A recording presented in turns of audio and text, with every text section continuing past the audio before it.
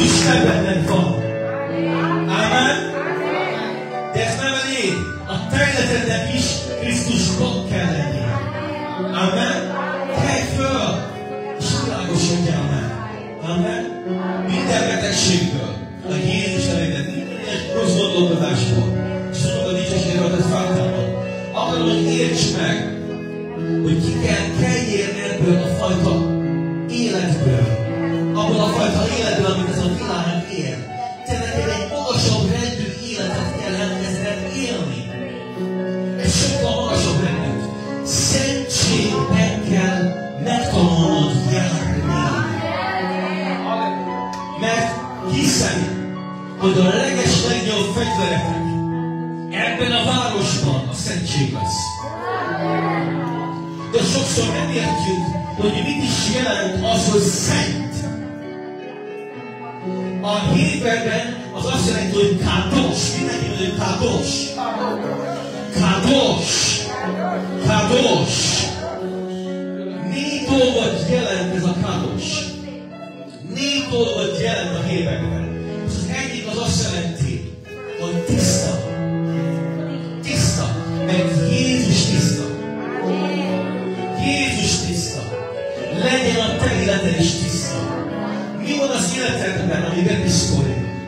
Mik azok a világi zenék, ami bepiszkolják a füledet? Mik azok a világi dolgok, amiket néz, ami bepiszkol téged?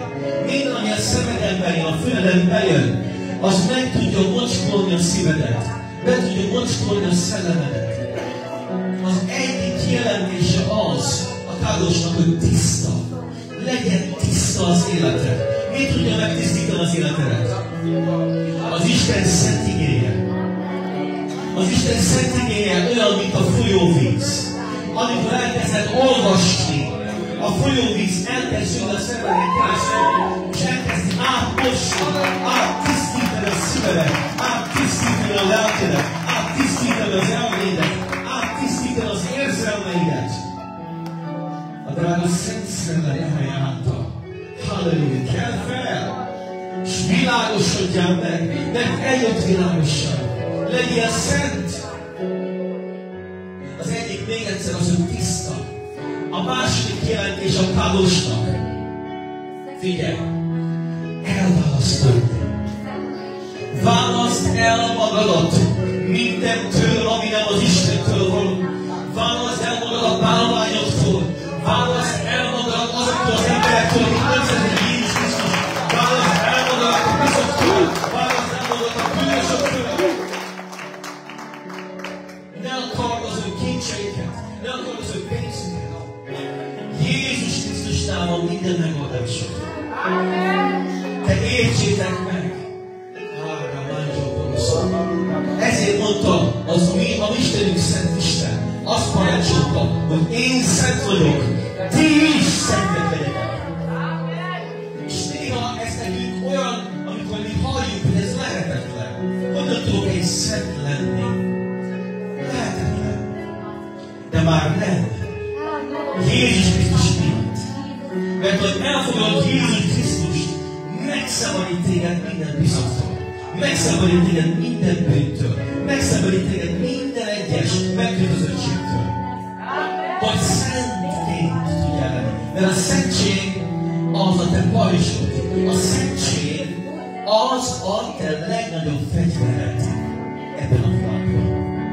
A szentség. Kados. Még egyszer. Az egyik jelentés micsoda? Tiszta. A második micsoda? Elválasztódni. Válaszd el magad.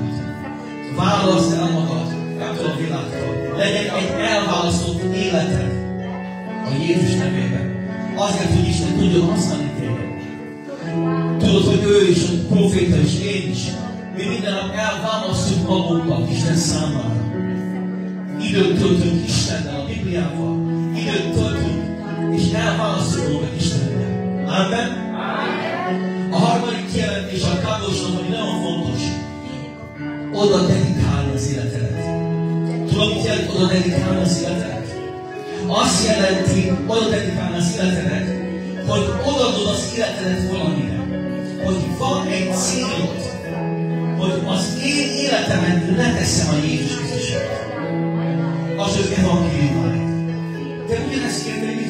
Emlékeztek? Jézus a keresztet vitte a Golgotára.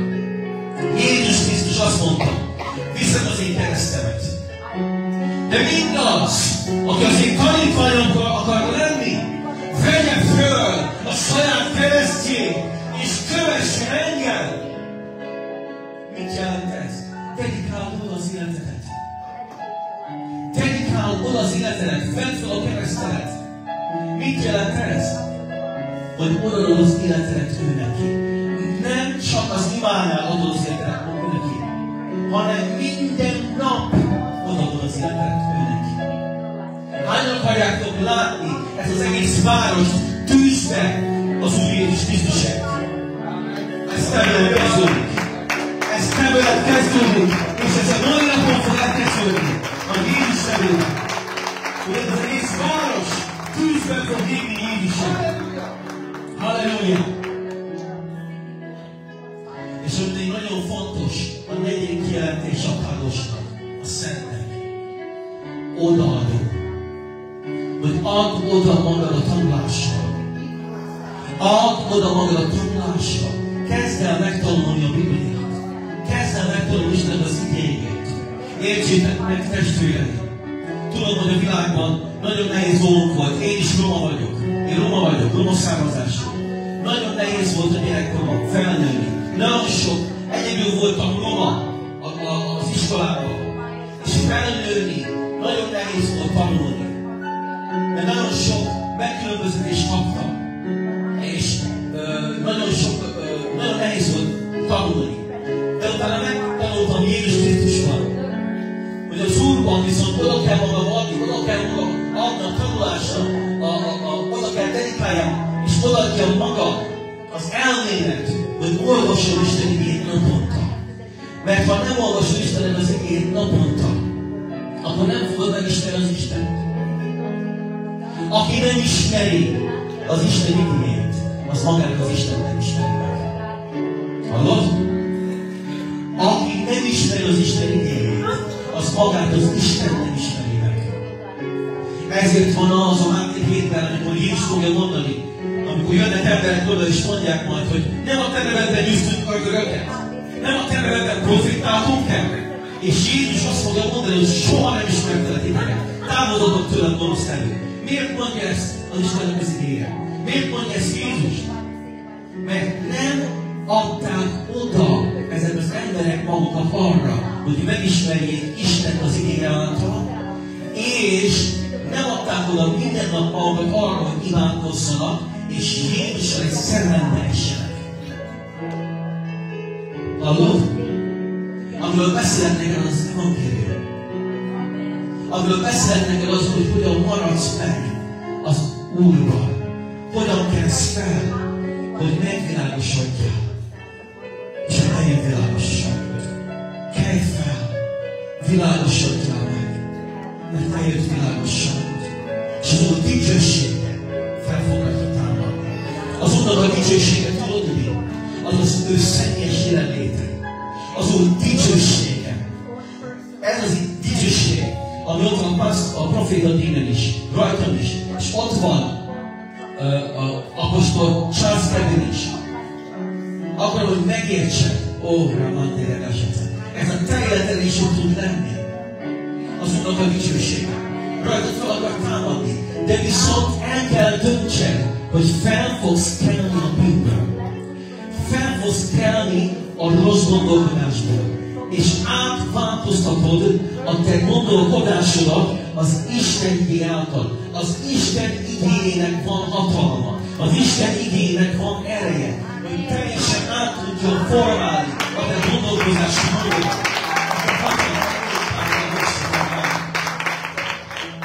Mehetek egy kicsit mélyebbre most. Az Úr kegyelme által.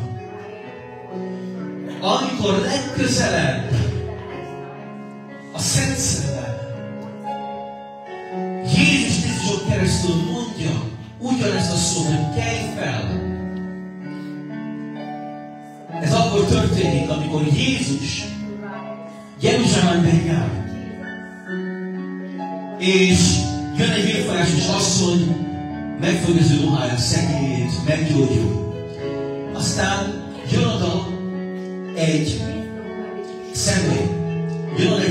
Jairusnak hívják. Az eredetiben úgy van a görögben ott, hogy Jairus elkezdi őt dicsérni és imádni. Jairus elkezdi dicsérni és imádni Jézust. És Jézus fölkel és elmegy vele egy kislányhoz, aki 12 éves, de meghalt. Ez a hölgy, a vérfolyásos hölgy 12 éve már beteg volt. Ez a lány 12 éves és meghalt. Figyelj! Hadd mutassak nektek egy pár jelentést. És mindjárt megyünk az részhez. Figyelj! Jairus elkezdte imádni Jézust. És ennek figyelj! Jézus, amikor gyógyított sokszor, csak szólt egy szót, és emberek meggyógyultak. De viszont itt, amikor Jairus elkezdi imádni, dicsérni Jézus felkel, és elmegy vele.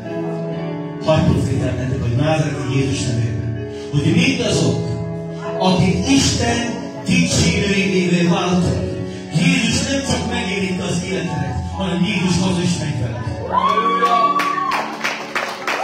Jézus el is megy veled. Mindazok, akik elkezdik az Urat tiszta szívből dicsérni, és dicsérő életet élni, az Úr Jézus menni fog veletek.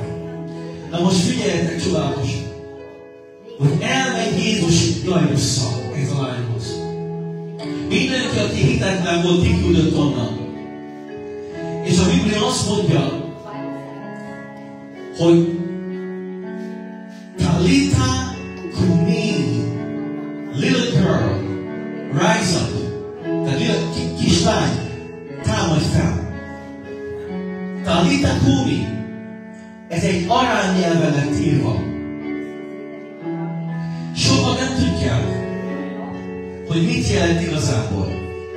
Annyi lett a Bibliában írva, hogy kicsi lány, támadj föl. De nem ezt írja, hanem azt írja, hogy kicsi lány, aki belettél csavarva az én talitomba, az én imasálamba, támadj föl. Miért fontos ez? Mert a Biblia azt mondja, hogy Jézus egy rabbi volt, egy mester, egy tanító volt, és neki volt egy ilyen imassága. Ma nem hoztam el, de van nekem. Egy imasság. Figyeljetek, nagyon csodálatos. És ezen az imasságon, a végén van 5 csomó. 5 csomó, ami jelképezi Istennek az igényt. És Jézus Krisztus Isten igéje. És az 5 csomó között van 4 rés, ami jelképez Isten nevét. Jahvé, Vatré, a tetragrammaton. Jahvé, vagy Jahova, vagy Jahvé. Halleluja. Isten neve. Amikor ez a vérfás az asszony megragadta a ruhának a szegélyét, ő megragadta Isten igéjét. Megragadta Istennek a nevét, és meggyógyult. Hallod? Ez a lány pedig, figyeljetek, bele csavarva abba az imasságba. Mert akkor, amikor valaki meghalt, a zsidóknál szokás volt, hogy becsavarták az imasságba, ami elképezte az Istennek az igényt. Ma profétálok a názáreti Jézus nevében, hogyha ma eldöntöd, hogy te becsavarod az életedet az Isten szent igéjében, minden, ami halott volt az életedben, minden, ami sötét volt az életedben, fel fog támadni a Jézus hatalmas nevében. Hallod? Bármi áradósíté, ami halott az életedben. Ugyanúgy ez az a kislány bele csavarva Istennek az igényébe, Istennek a nevébe. Halleluja! Ma is a te életed, be lehet csavarva Isten igényébe. Az Istennek a szent nevében, a Jézus nevében. Halleluja, halleluja, halleluja.